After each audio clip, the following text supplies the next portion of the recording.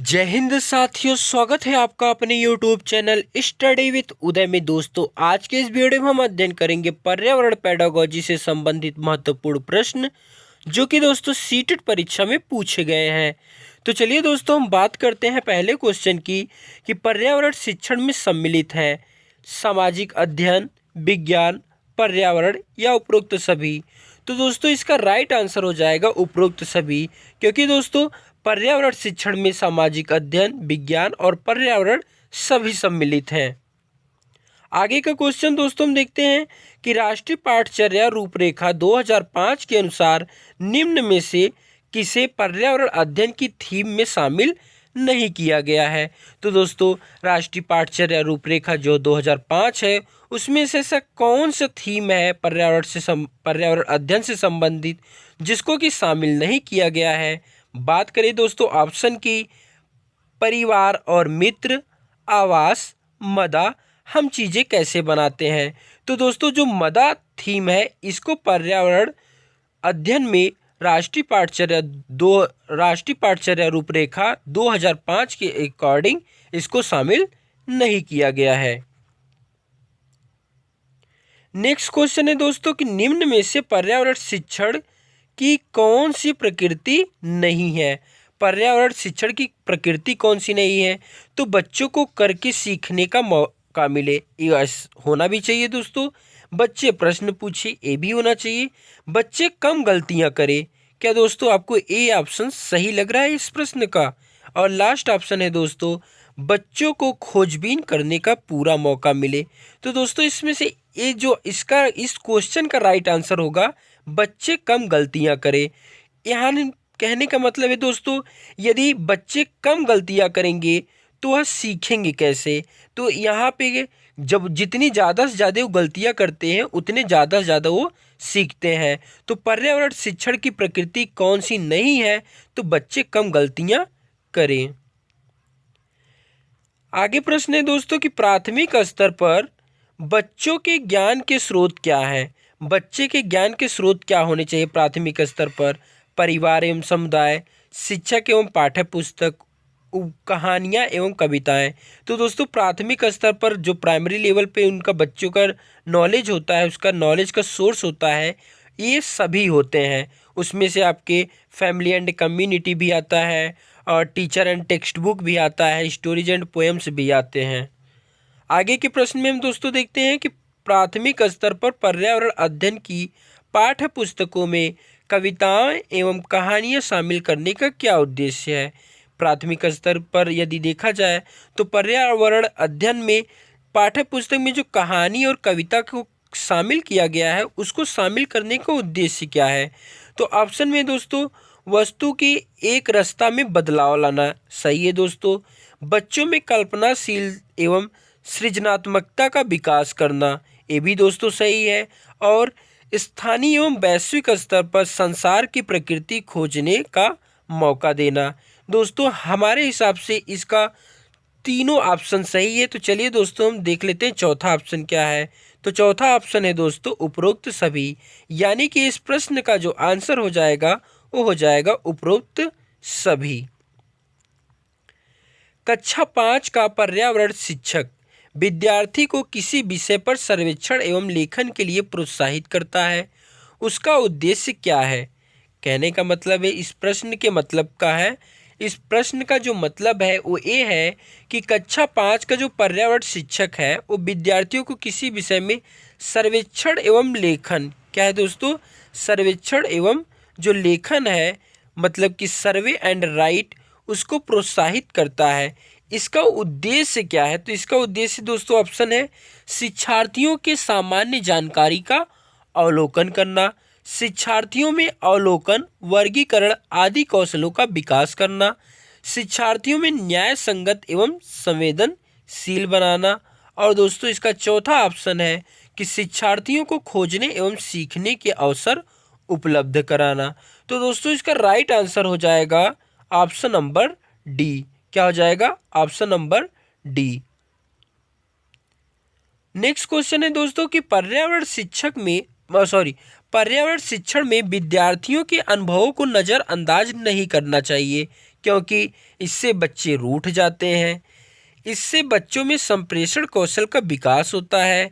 इससे बच्चों की सीखने की प्रक्रिया को बढ़ावा मिलता है। और ऑप्शन 4 है उपरोक्त सभी। एक बार फिर से दोस्तों क्वेश्चन देख लेते हैं कि पर्यावरण शिक्षण में विद्यार्थियों के अनुभव को नज़रअंदाज नहीं करना चाहिए, क्योंकि इससे बच्चे रूठ जाते हैं।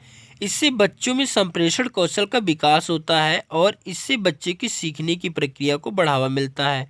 तो दोस्तों इसका राइट आंसर हो जाएगा ऑप्शन नंबर सी, कि इससे बच्चों की सीखने की प्रक्रिया को बढ़ावा मिलता है।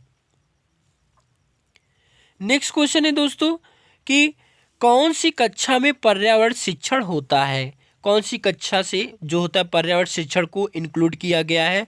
तो दोस्तों ऑप्शन में है 1-2, दूसरा ऑप्शन है 3 से 5, चौथा है 68, यानी कि 68 नहीं है, 6 से 8 है और 1 से 8 है। तो दोस्तों इसका राइट आंसर हो जाएगा ऑप्शन नंबर बी, 3 से 5। 3 से 5 की कक्षा में पर्यावरण शिक्षण होती है। पर्यावरण के मुख्य घटक हैं कौन कौन से हैं? जैविक एवं अजैविक, अजैविक एवं मानव, मानव एवं अपघटनकर्ता, जैविक एवं अपघटनकर्ता। तो दोस्तों इसका राइट आंसर हो जाएगा कि पर्यावरण के जो मुख्य घटक हैं वो है जैविक और अजैविक। नेक्स्ट क्वेश्चन है कि शिक्षार्थियों को वास्तविक जीवन की चिंताओं को समझने योग्य बनाने हेतु आवश्यक है। यदि शिक्षार्थी जो है उनको रियल लाइफ की चिंता को समझाना है तो उनको समझाने योग्य बनाने हेतु क्या चीज़ें आवश्यक है? तो उनमें कल्पनापरक बनने एवं पूर्वानुमान लगाने के कौशल का विकास करना। दूसरा ऑप्शन है दोस्तों उनमें वस्तुओं के बीच सहसंबंधता स्थापित करने के कौशल का विकास करना। थर्ड ऑप्शन है कि उन्हें पर्यावरण के प्रति संवेदनशील रहना। और लास्ट ऑप्शन है दोस्तों उपरोक्त सभी। तो क्या होगा दोस्तों, इसका कौन सा ऑप्शन आपको ठीक लग रहा है? तो दोस्तों इसका राइट आंसर हो जाएगा उपरोक्त सभी। क्योंकि दोस्तों बात करा जाए कि वास्तविक जीवन की चिंताओं को समझने योग्य यदि बच्चे को बनाना है तो उसके लिए उनमें कल्पनापरक बनने एवं पूर्वानुमान लगाने की कौशल का विकास करना और उनमें वस्तुओं के बीच सहसंबंधता स्थापित करना और उन्हें पर्यावरण के प्रति संवेदनशील बनाना, ये सभी शामिल होते हैं।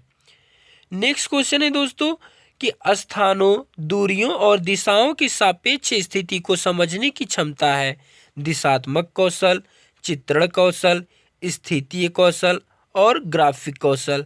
तो दोस्तों स्थानों, दूरियों और दिशाओं की सापेक्ष स्थिति को समझने के लिए हमें ऑप्शन सी की आवश्यकता पड़ती है, यानी कि स्थिति कौशल।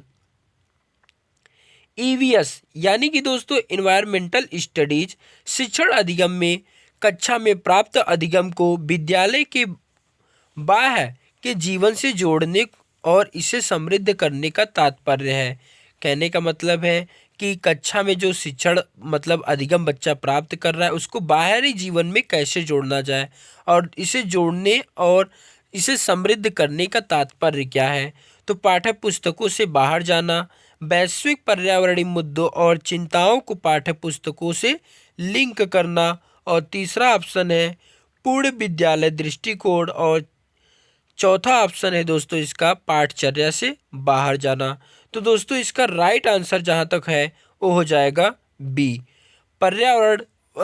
वैश्विक पर्यावरणीय मुद्दों और चिंताओं को पाठ्य पुस्तक से लिंक करना।